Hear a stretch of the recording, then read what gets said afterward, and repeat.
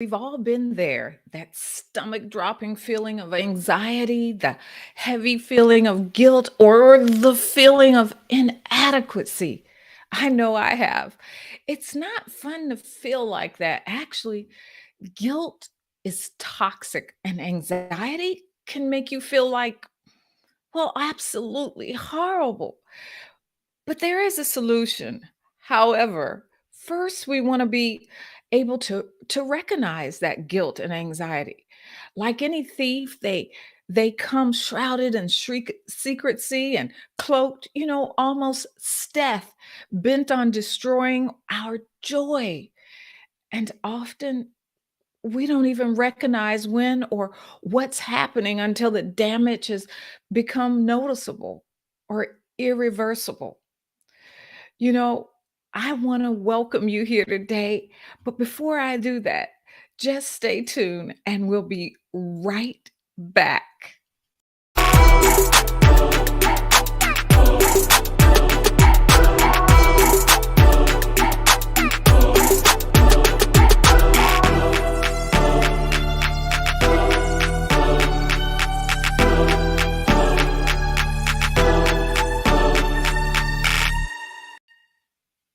Welcome back to Monday Mastery Moments with Michelle Live, where busy moms who find themselves mid career or solopreneurs and hitting a different season in life get tangible ways to enjoy the success of life without the sacrifice. I'm live 4 Mondays a month, 6 a.m., and you can find me on Facebook, Twitter, LinkedIn, and YouTube. And I'm here to give you your wake up call. Listen, make sure you follow me on your platform of choice so you don't miss a single episode. And me, well, I'm Michelle O'Neill, your boundaries strategist, and I love a great conversation. So why don't you grab a cup of coffee, tea, or warm beverage of choice and settle in so we can just hop into today's mastery moment. You know, Additionally, 4.6% of females and 2.6% of males globally are affected by anxiety. Merely feeling anxious is the body's response to danger as a fight or flight hormone kicks in. So, today, we're going to talk about three things to help you recognize if anxiety or guilt is stealing your joy. We're going to talk about how to identify the signs of guilt and how to tell when anxiety is taking over. And then we want to talk about understanding why anxiety and guilt often try to hide from us. So, first, I want to welcome you here and say hello and tell me who you are and, where you're from. And if you're here on the replay, make sure you hit hashtag replay. And any questions or comments you make, I will comment back and take the time to comment back. But I want to hear from you and the things that give you anxiety and guilt during this time of our lives with so much going on. So, first, I want to talk about how to identify signs of guilt. We've all been there.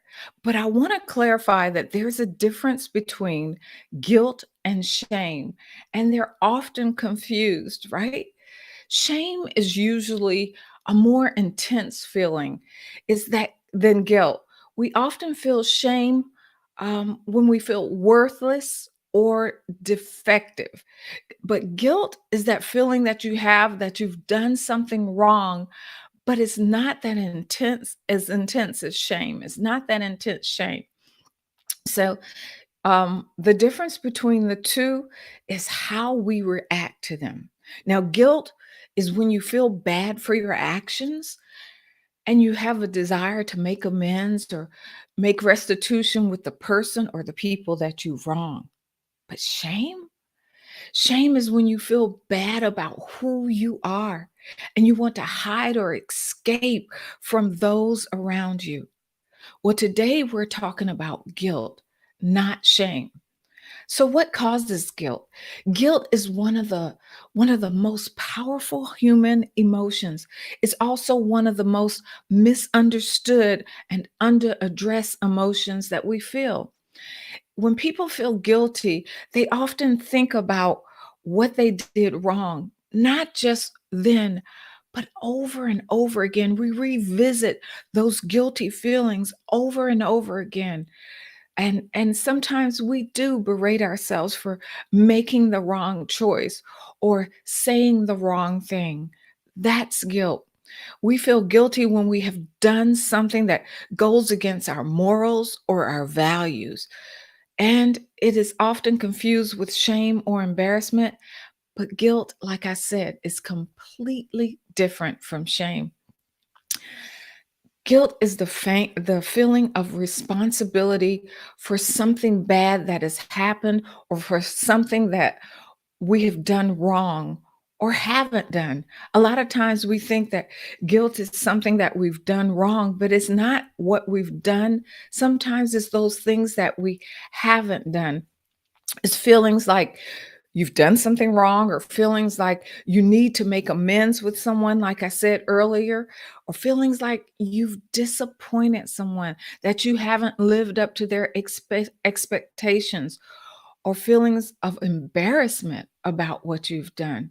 It's like a lot of times as mothers, we feel guilty because of not giving our kids something that they want, instead of letting them grow and who they need to be, and understanding that giving people things or giving our kids things doesn't mean that they're missing anything. Sometimes they need to have that ability to get things not instantly, because it allows them to see that life doesn't give them everything instantly. That we're in an age of instant. The phone is there, we get whatever we need whenever we want, and it's not instant. We don't instantly get everything that we want. So I want you to understand that in order for our child to grow, to be better, to understand that life doesn't hand them everything on a silver platter, it's okay to say no. They don't get everything. That's why they learn that there are certain things that they have to do to get certain things. Chores is a growing, a building up thing. Or even people in our family, when they're asking us for things, sometimes if we don't allow them to have the responsibility of earning those things themselves, they don't grow as a person. So giving people things that they want isn't always a good thing, and we shouldn't feel guilty about those things. But yes, there are things that we should feel guilty about when we don't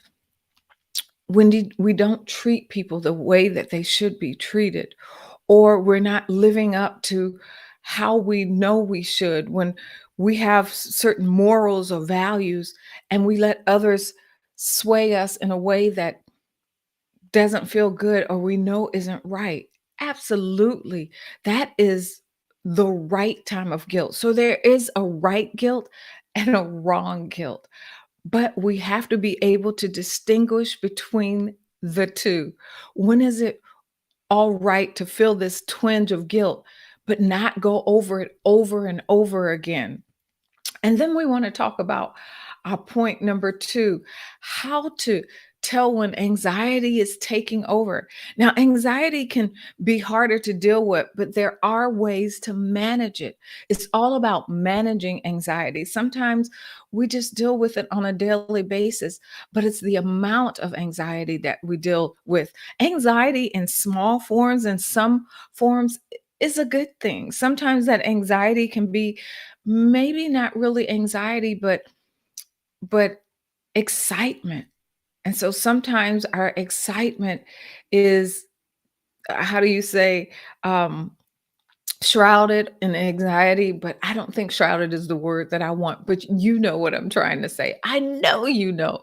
So understand the factors that can trigger your anxiety, and that also helps you cope. What is it that triggers you feeling that sense of anxiety? Is it that you're not prepared? Is it that that fear of not being enough and that's walking into a situation that you don't feel that you're enough? And so what can we do about it? Can we prepare ahead of time? Is it genetics that you grew up in a family that is always um that anxiety is something that you were taught along the way, that that's how you deal with certain things in life? Is it stress, the stress of what's going on around you, the stress of your environment? Is it traumatic events that are making you anxious, the anxiety that this may happen again, or how should I react to what's going on? Is it chemical imbalances? Sometimes dealing with chemical imbalances or mental challenges that you may have. So, what is it that is causing this anxiety? Is it, and I'm talking about normal anxiety, I'm not talking about anxiety disorder, which is totally different. So, if you struggle with anxiety, it is important to understand what triggers your symptoms and how to cope with them to manage them. So, what can you do? Sometimes it's simple things as breathing exercises of pulling yourself back and allowing yourself to take in good oxygen and calm yourself down. Sometimes it's doing little um, exercises, whether it's things with your hands. One of the things that really was eye-opening for me about my little granddaughter is watching how they're twins, and watching how each one of them deal with anxiety when things make them anxious. One of them, what she does is she puts the two fingers in her mouth and starts tapping her hand like this to feel better. And I know that when she does that, she's anxious about something. Something is making her feel anxious. And the other one, the first thing she does is she puts her thumb in her mouth and she starts sucking it. Well, these are both ways that they found right now in their young life to help them deal with anxiety and the things around them that they feel that they can't control. When they get upset, or even when they want to cry, when they're crying, you tell them, be quiet, stop crying.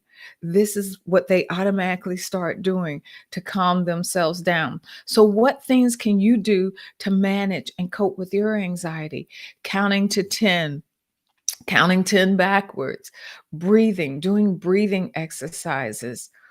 What things, sometimes for me, I rock. So if you see me rocking, a lot of times it's just to calm myself down and to get myself to refocus. And so there are all sorts of calming mechanisms. So I would love to hear in the comments below, what things do you do to calm yourself down, to relieve your anxiety, and to bring yourself back to a sense of calm and peace?